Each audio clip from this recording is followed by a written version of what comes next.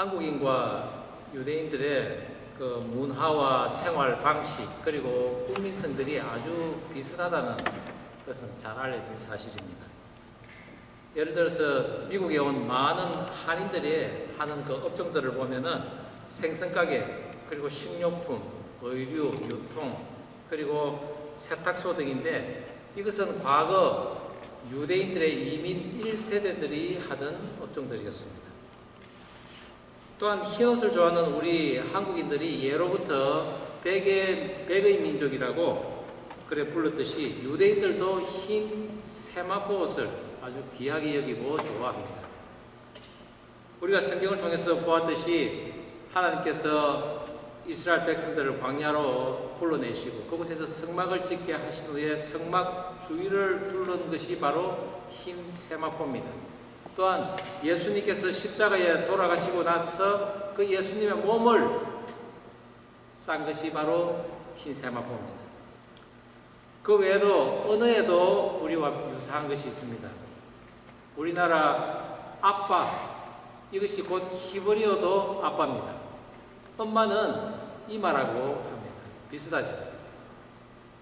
또한 우리나라와 이스라엘이 이 지정학적으로 위치해 있는 것이 아주 비슷합니다. 강대국들에 의해서 둘러싸여 있고, 또한 군사와 교통의 또한 요충지라고 할 수 있습니다. 그래서 그 큰 나라들이 언제나 전쟁을 할 때 피해를 본 것이 바로 우리나라요 또한 이스라엘이었습니다. 그러다 보니 늘 전쟁과 싸움이 끊이지 않다 보니 언제나 두 나라 국민들에게는 밤새 안녕이라는 것이 아주 절대절명의 그런 관심사였습니다. 그래서 우리나라 사람들이 어떤 어른이나 친구들, 그리고 지나가는 모르는 사람들하고 만나도 우리가 인사하는 것이 뭡니까? 안녕하십니까? 라는 인사입니다. 이 안녕이라는 단어, 어떤 상태나 어떠한 또 물건이 아무 탈이 없이 든든하다라는 뜻입니다. 그런데 이스라엘 민족에게도 이런 인사가 있는데 그것이 바로 샬롬입니다. 평안하고 안전한 그런 뜻을 가지고 있습니다. 그래서 우리나라의 안녕처럼 이 샬롬이라는 단어는 바로 이스라엘 히브리인들의 정신이요 마음이 들어가 있는 것입니다. 전혀 평안이 없었던, 샬롬이 없었던 애굽의 그 노예 생활하던 이스라엘 백성들을 하나님께서 불러내셔서 광야에서 짓게 하신 것이 바로 성막입니다. 그런데 그곳에서 하나님께서는 특별하게 명령하신 것이 있는데 제사를 드리게 한 것입니다. 그것은 곧 그 백성들과 직접 만남으로써 이제는 내가 너희들에게 평안과 안녕을 주겠다, 안식을 주겠다고 하신 이유이죠. 그래서 오늘 하나님께 드리는 제사 세 번째가 바로 그 평안과 안녕을 위한 화목제인 것입니다. 이 화목이라는 쉐롬이라는 단어는 평안과 화평 그리고 안식을 모두 아우르는 단어입니다. 그래서 히브리인들의 생활의 근간인 샬롬이라는 단어가 바로 이 화목에서 나온 것입니다. 화평과 안식을 얻기 위해서 하나님께 드려야 하는 이 제사 5종류라고 그랬습니다.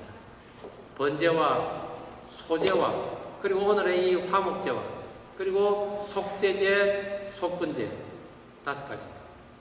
그런데 이 제사를 드리는 또한 방법이 4가지가 있습니다. 불에 태우는 제사, 화제, 그리고 흔들어서 올리는 요제, 높이 들어 올리는 거제, 그리고 술을 부어드리는 전제, 이렇게 4가지가 있습니다. 우리가 이미 은혜를 나누었던 그 번제는 죄인인 자기를 동일시한 그 짐승, 그 안수를 하여서 동일시한 그 짐승을 하나님 앞에 드리는, 즉 자기 자신을 드리는 제사였습니다.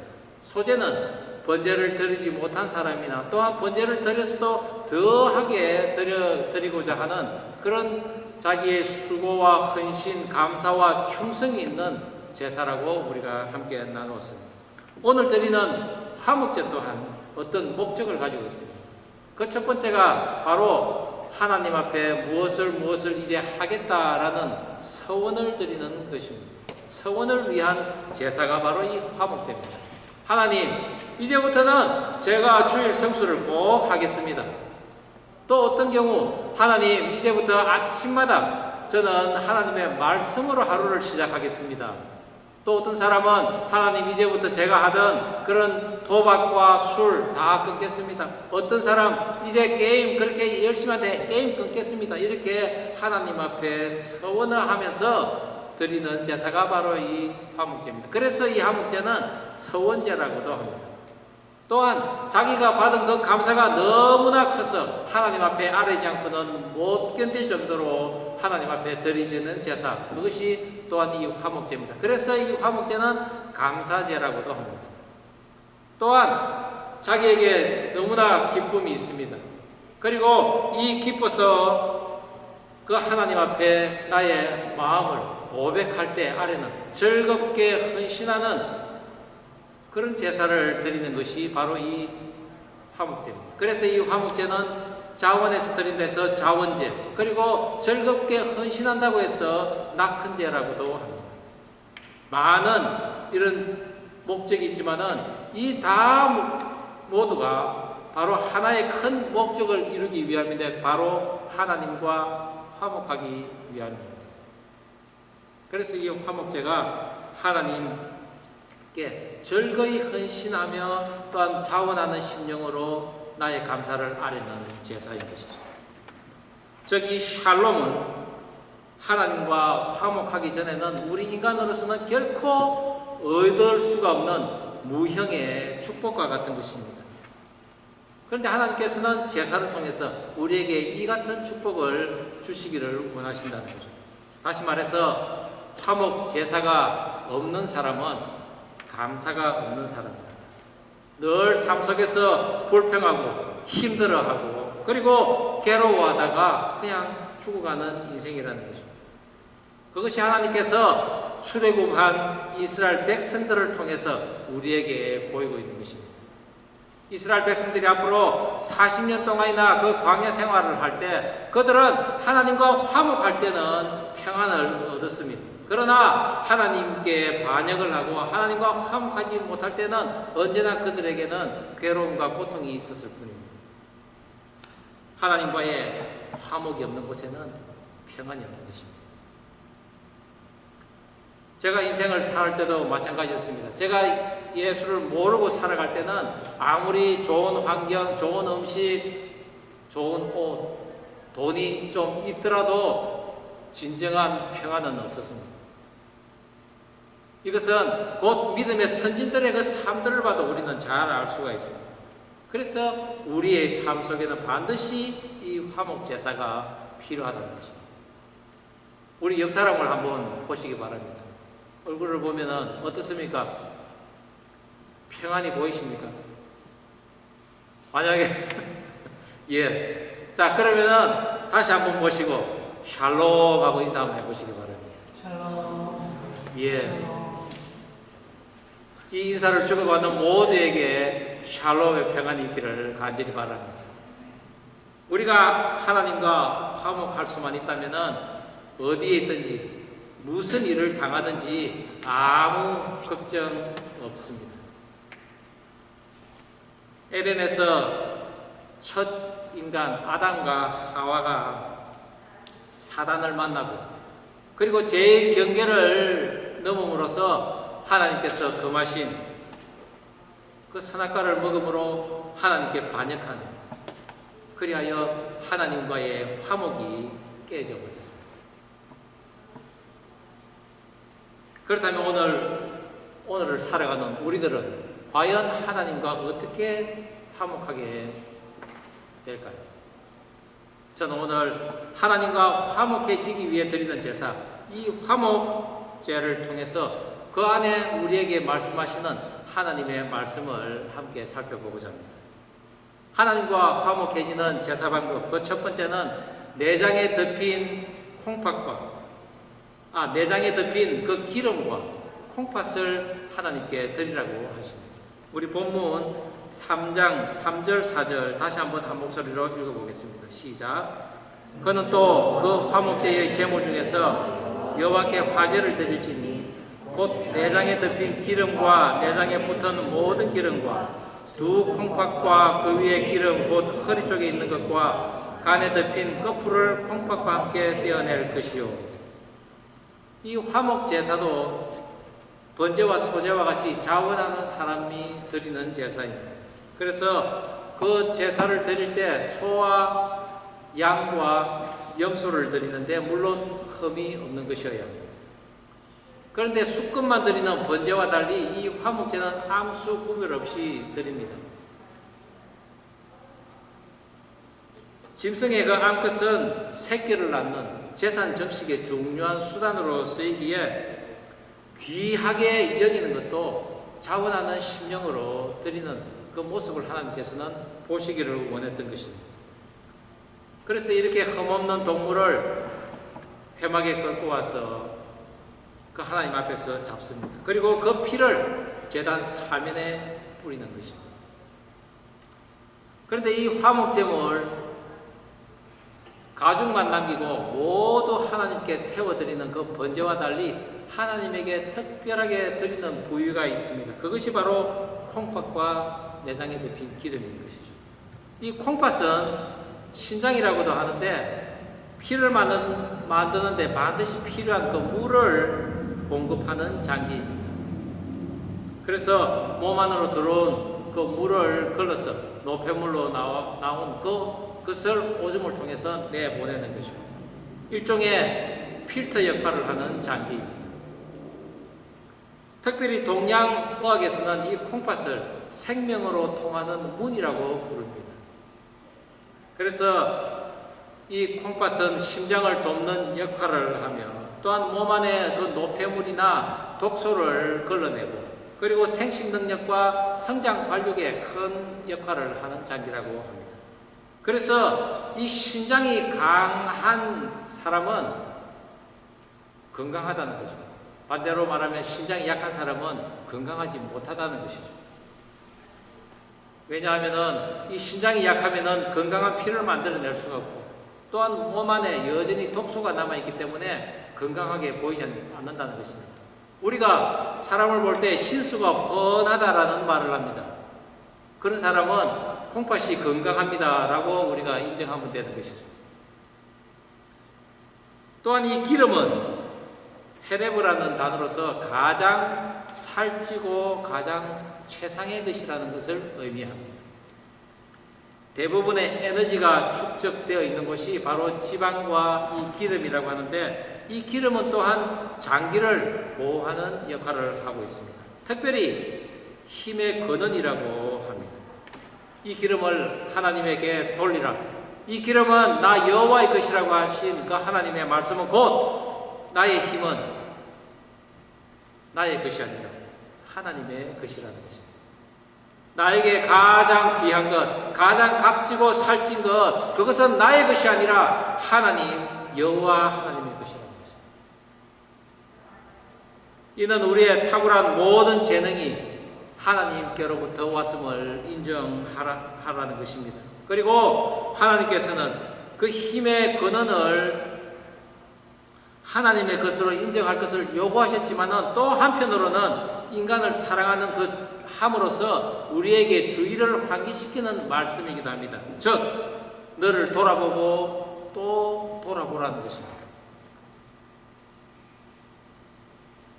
우리가 하나님 앞에 이 자원제인 화목제를 드릴 수도 있고 또한 드리지 못할 수도 있습니다.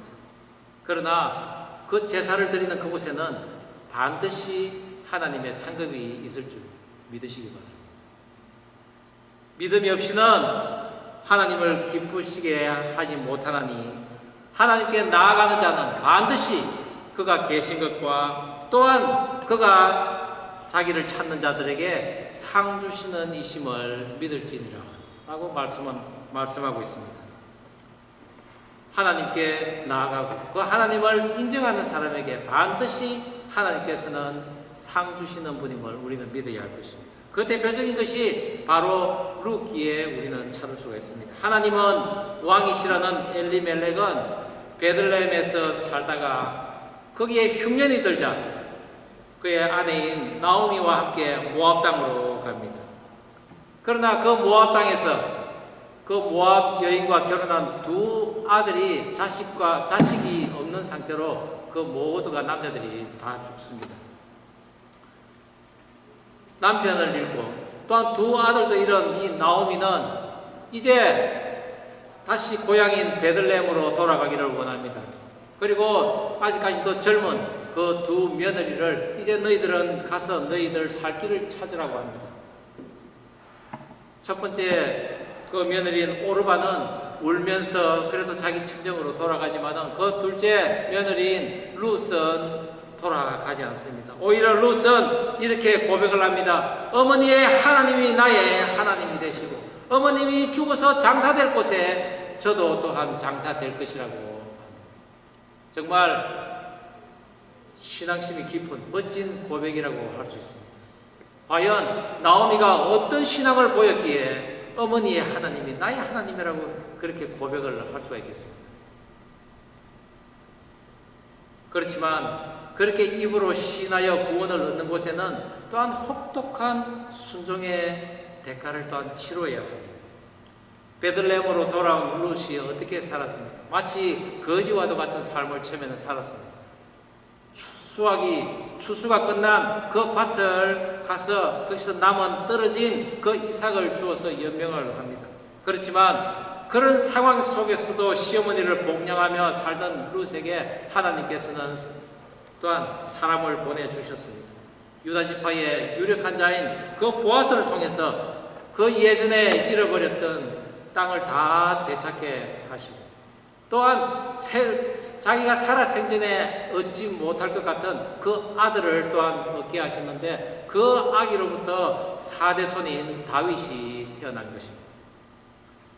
하나님을 인정하고 내 자신을 하나님 앞에 드린다고 서원할 때 하늘로부터 오는 화평이 있습니다. 그리고 그 화평은 이 땅에서의 평안으로 이어지는 것입니다. 이런 삶을 살아갈 때 하나님의 약속 있는 축복이 이어집니다.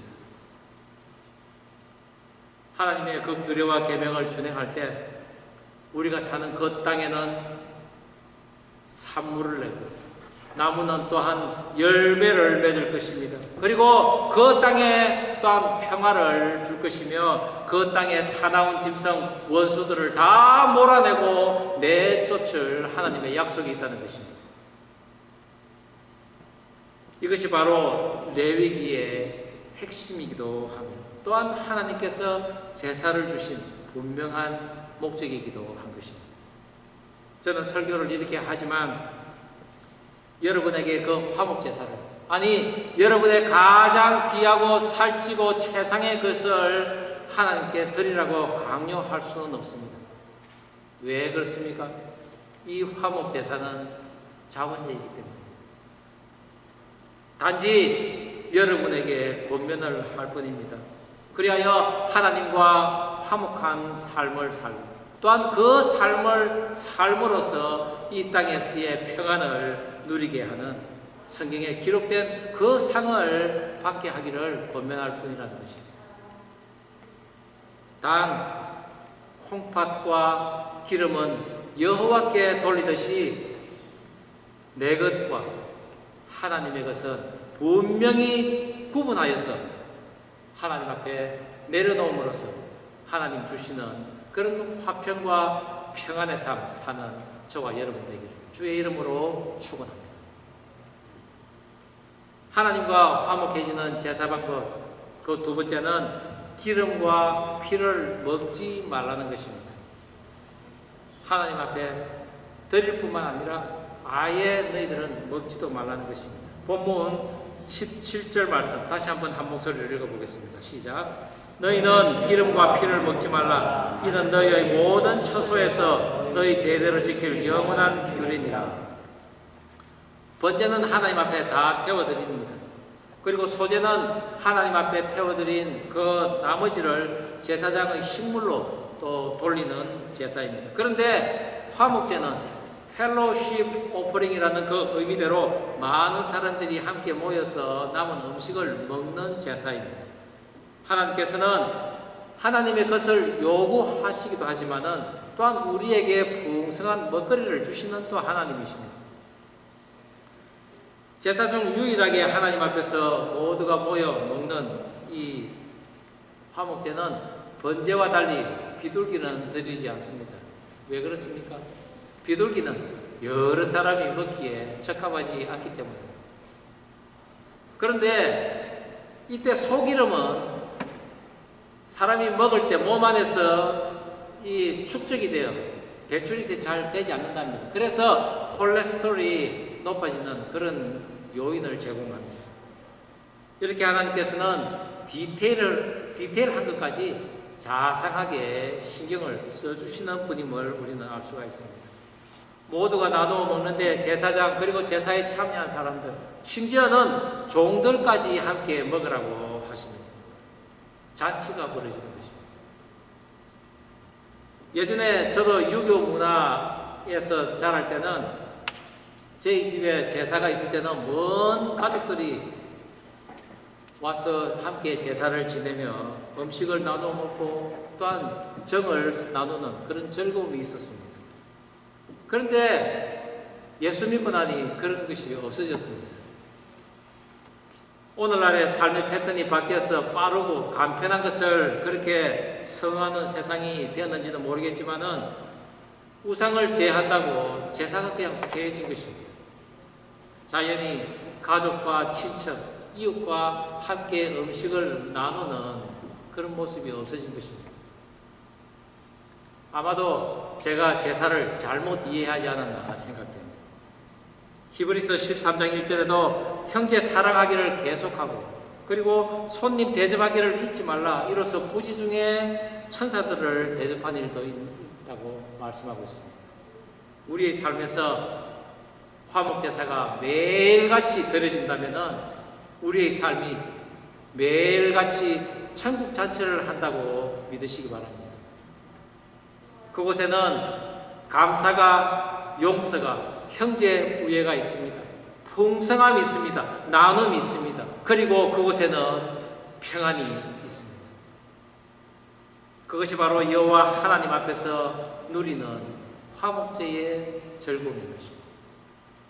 그래서 하나님께서는 그 화목제를 언제나 어디서나 지키라고 하시는데 너희의 모든 처소에서 대대로 지키라는 것입니다. 그것은 곧 성막에서뿐만 아니라 너희의 처소에서도 지키라는 것입니다. 너뿐만 아니라 내 대대로 후손 대대로 지켜 행하라는 것입니다.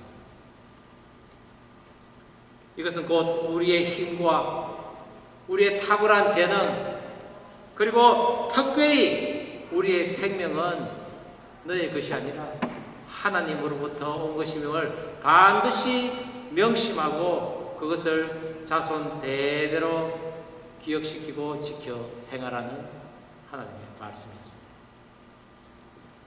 하나님께서 피를 먹지 말라시는 이 당부는 또한 당시 이방의 제사 풍습이 짐승을 잡고 피를 마시는 그런 풍습이 있었습니다.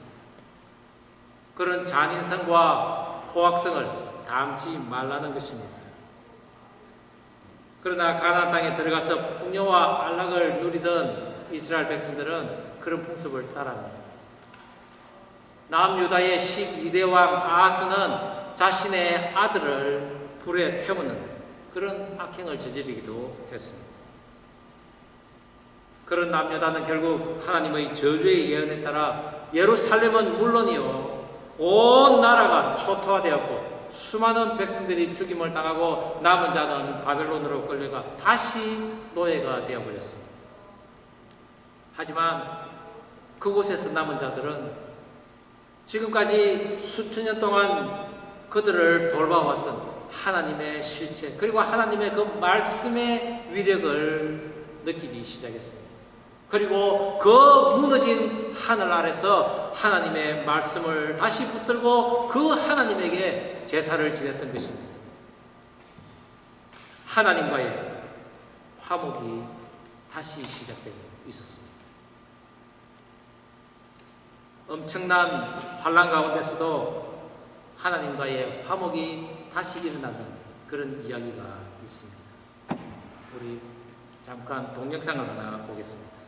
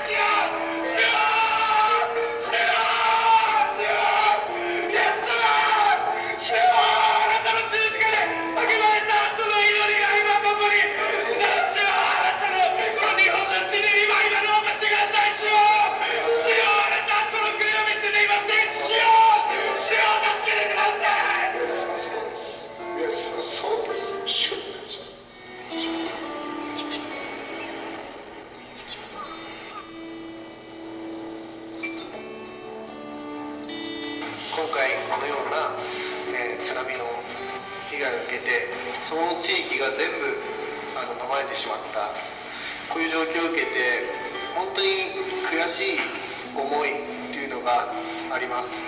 その5年間の中で周りの人たちに周りの地域の人たちに自分たちが何かできたかって言ったらほんの少しも本当に神様が満足するようなことができていなかったんじゃないかなって自分に今すごい訴えかけられてるんです。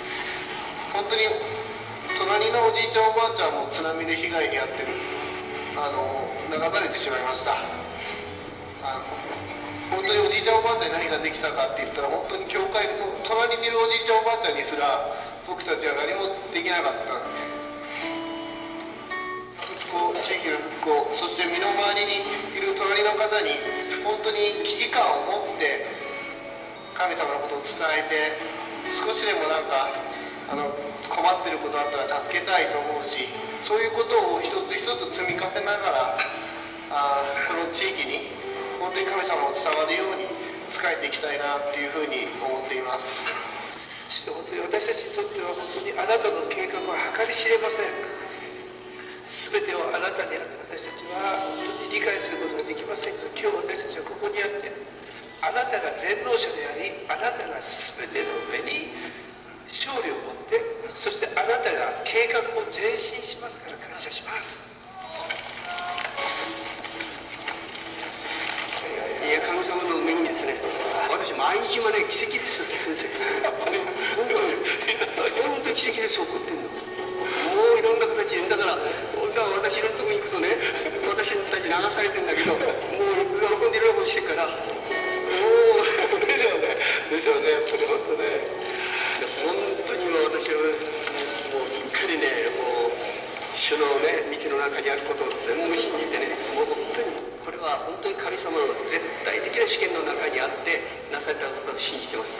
で今私たちは神様がもう一度新しい再建をねさせてくださることを信じてます。今回私は改めてこの全て流されたことを通してキリストイエス様だけに頼るようにというね、その思いが本当に与えられて、新しい献身をして本当に日本のリバイバルのために日本人が本当にね、誠の神様イエス様を信じて歩んでいただきたいというその願いをね持ちながら教会宣言に励んでいきたいと思っております。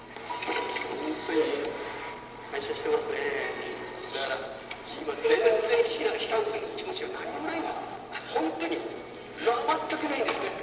もうむしろ本当にね、神様が毎日新しい力を与えてね、本当に私をね用いようとしてるんじゃないかと思ってるんですね。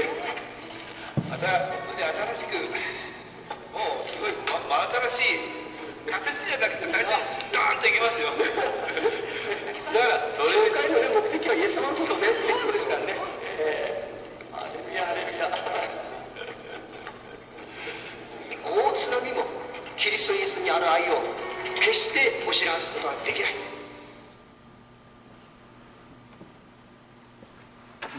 예, 이 엄청난 환란을 사실 우리는 뭐라고 위로할 수는 없지만은 그래도 그 나라에서 저렇게 작은 크리스찬들이 회개하고 그 하나님을 또한 찾는 그런 모습을 보며 우리는 희망을 볼 수가 있는 것입니다. 도무지 샬롬이라고 찾아볼 수는 없는 그 폐허됨이 속에서도 하나님의 주권을 인정하고 또한 함께 모여서 예수 그리스도의 이름으로 찬양하는 그런 모습을 보면서 이것이 바로 우리가 드려야 하는 화목제사가 아닌가 생각됩니다.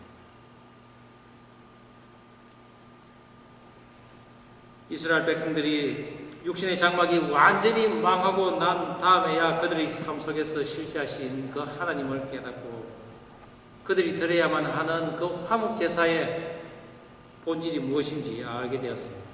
그것은 짐승으로만 되어지는, 짐승을 잡는다고 그 짐승의 피를 흘렸으만 이루어지는 것이 아니라 오직 하늘에 하나님으로만 구원이 있다는 것을 알고는 그 구원자이신 메시아를 보내달라고 간절히 기도하는 것입니다.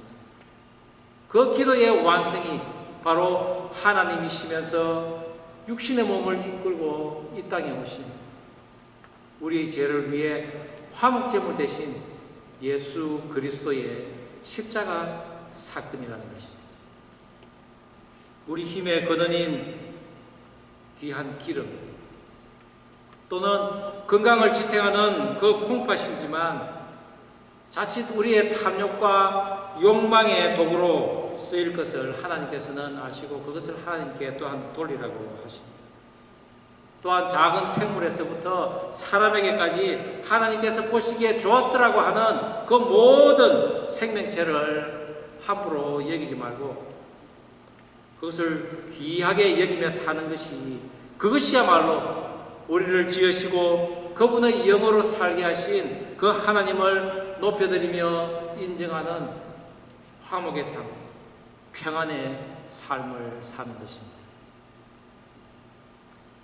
제단 사방에 피를 뿌리신 우리의 구원자여 화목제의 제물 대신 그 예수 그리스도로 말미암아 늘 샬롬을 누리며 평안한 삶 살아가는 저와 여러분 되게 주의 이름으로 축원합니다. 기도하시겠습니다.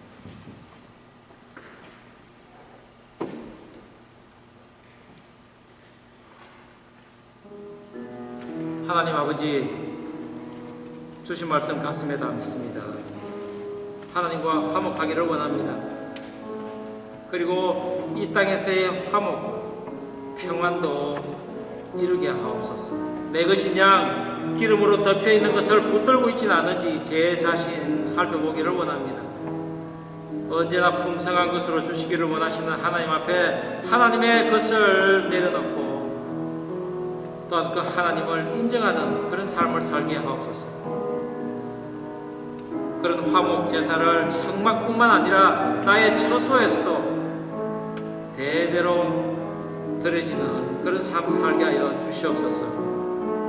화목제물 되신 예수님이 바로 평안의 본체시요 평강의 왕이심을 인정하며 살아가는 삶 언제나 살게 하여 주옵소서. 감사드리오며 예수님 이름으로 기도드립니다.